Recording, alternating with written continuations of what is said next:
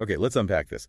Imagine a philosopher, right? A really deep thinker, but described as, maybe unfairly, the fattest hog of Epicurus's sty. Doesn't quite fit the mold, does it? Not at all. Or someone who said famously, reason is and ought only to be the slave of the passions. Definitely not your typical dry academic. No, David Hume really challenged how we think about philosophy, knowledge, and maybe most importantly, just being human. He really felt that, feelings, our actual lived experience, were key. Key to understanding ourselves and living well. And that's exactly what we're exploring today. We're looking at this fascinating book, Julian Baggini's The Great Guide, all about Hume. Right. And the idea is to see what this book, and Hume himself, can maybe teach you about navigating life, understanding people, and finding what living well actually means, using both his ideas and his own life as an example. And Baggini really argues you can't pull those two apart with Hume. His philosophy and his life were totally intertwined. Yeah, that makes sense. Now, getting into complex ideas like Hume's, really thinking them through, that's what we love to do here. And if you're looking for ways to connect with ideas deeply, you should check out Mindful Moments on our YouTube channel. It uses AI for book analysis, but it's really designed to spark that kind of reflection and critical thinking. Which is exactly what you need when you're tackling someone like Hume. He's got layers. Definitely. So let's start with the man. The book calls him Le Bon David, the good David. That was his nickname in Paris. Baggini talks about looking at his life and work as a synoptic whole. What's the thinking there? Well, Baggini's point is that Hume's philosophy wasn't just cooked up in his head, separate from everything. It came out of his observations, his own life. Okay. So his ideas about human nature shaped how he lived, and his life fed back into his philosophy. The biography isn't just background noise. It helps you get the philosophy. And the Hume we meet in the book, he sounds, nice. Genial, cheerful, reasonable. Le Bon David. Exactly. And Baggini floats this interesting idea that maybe that's why he isn't such a cult figure today, unlike some philosophers who were all drama and angst. Too sensible. Maybe. He was apparently well-liked, pretty balanced. His ideas were radical, sure, but they felt kind of grounded in common sense about people. Maybe too reasonable to inspire that obsessive following. It's funny, given how much he shook things up intellectually. Yeah. So tell us a bit about his background. From the book's perspective, where did he start? He grew up in a place called Ninewells, way out in the Scottish borders, near Chirnside.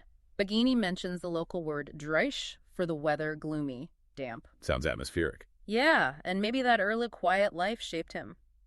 The book suggests he preferred, a few close friends over a big crowd later on, deep connections. But he didn't just stay there, did he? He traveled. France comes up a lot. Oh, yeah. Travel was big for him. The book mentions he thought it helped to remove prejudices, get you out of your bubble. Makes sense. He spent time in the flesh in France when he was young, working on his big book, The Treatise, kind of quietly. And the irony, which the book points out, is huge, right?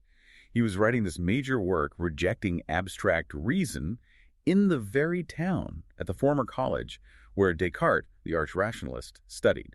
It's a fantastic historical contrast. Hume thought Descartes' whole method, doubt everything first, was just impossible. You couldn't live like that.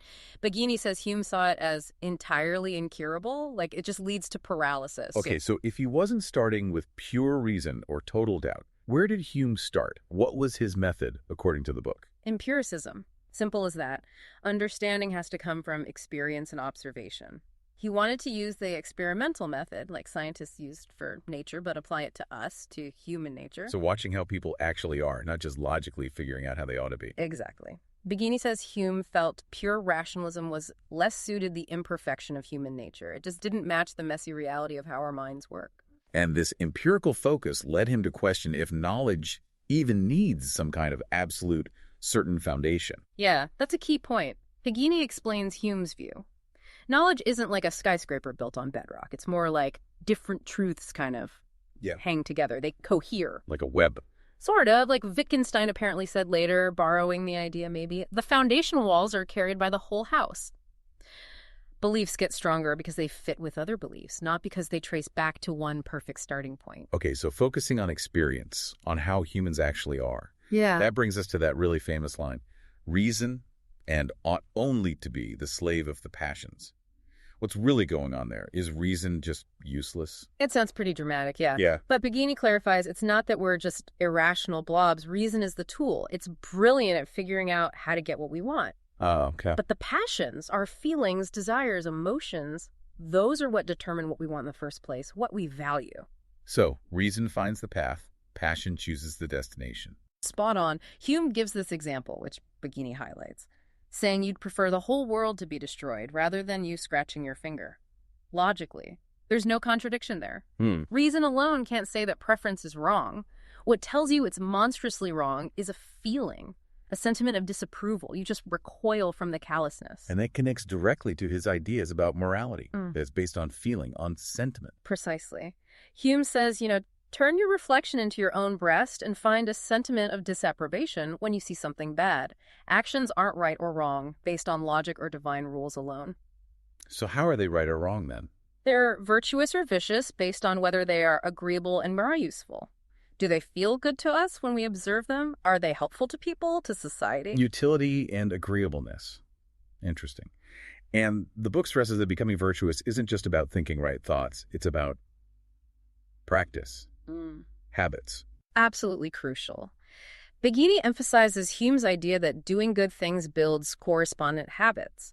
Morality gets baked into your character through repetition, not just by reading rules. You shape your inclinations. And Baggini seems to frame this as a more positive, maybe more humane kind of morality. He does. It's rooted in our actual human nature, our ability to sympathize, our shared feelings about what's pleasant and helpful. It feels more grounded, maybe more flexible than rigid systems built only on abstract reason or commands. It allows for our complexity. Okay, moving beyond the personal, Hume's ideas on belief and evidence were pretty challenging back then. The book brings up his argument about miracles. Right, that's a classic example. His point, as Baggini lays it out, was that a wise man proportions his belief to the evidence. Meaning the evidence for the laws of nature is overwhelming, based on constant experience. For you to believe a miracle happened, a violation of those laws, the testimony would have to be unbelievably strong, stronger than the evidence for the law itself. And in practice? It never is, he argued. So belief in miracles, for Hume, had to be based on faith, not rational evidence. A very careful line to walk in his day. Now, Baggini doesn't shy away from the tougher parts of Hume's legacy. The book tackles his racism head on. And it has to. It's essential. Baggini discusses that awful footnote in Hume's essay of National Characters, where he basically claimed black people were inferior. How does the book handle that? Well, Baggini tries to give context. Maybe it was a rushed edition, maybe inconsistent with other things Hume thought, definitely a product of widespread prejudice at the time, but he's absolutely clear. Context cannot deny or excuse it. It's a serious flaw. And Baggini points out that Hume's own methods were used against him on this. Yes, by his contemporary James Beattie. Beattie used empirical evidence pointing to existing non-white civilizations, their arts, their skills, to argue against inherent inferiority. He used observation, Hume's own supposed method. Wow. And Baggini makes the powerful point that Hume's own philosophy should logically have led him to accept Beattie's empirical counter-arguments, especially if he were alive today. So what's the big takeaway Baggini draws from this uncomfortable truth? It's a stark warning, really. Never just blindly follow anyone, no matter how brilliant. Even the greatest minds have prejudices, weaknesses, and blind spots. Right. And the book pushes you to ask, if they had this blind spot, could it affect other parts of their thinking too? It demands constant critical thinking, even about our heroes. That's a really important point. Okay, what about his political views? How did his ideas about human nature and skepticism translate there, according to the book? Baggini portrays him as pre-skeptical about wide-open democracy, wary of the mob. He even said that if lots of people approve of something, it's a presumption of falsehood. Ouch. So quite conservative. Often labeled that way. But Baggini suggests it came from his pessimism about applying neat theories to messy societies. He valued stability, the rule of law, way above radical change.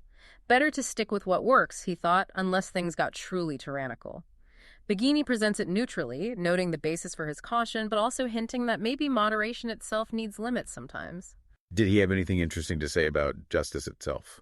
Yeah, actually. He saw it as practical, based on utility, what works for society, and it needed to be transparent, consistent, predictable. That's the rule of law. Makes sense. And Baggini mentions a really sharp insight he had about equality. basically, that taking from the poor to give to the rich or just letting inequality grow too wide ultimately robs the poor of more satisfaction than we add to the rich.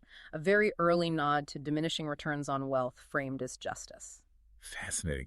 Okay, let's loop back to Le Bon David. How did he actually live this philosophy of the good life that Baggini describes? Well, he certainly wasn't starving himself. The book really leans into his enjoyment of the softening pleasures of food, drink, company, and play. It's good stuff. Totally. He dismissed monkish virtues like total self-denial and favored virtues that were actually useful or agreeable, things that make life better for humans.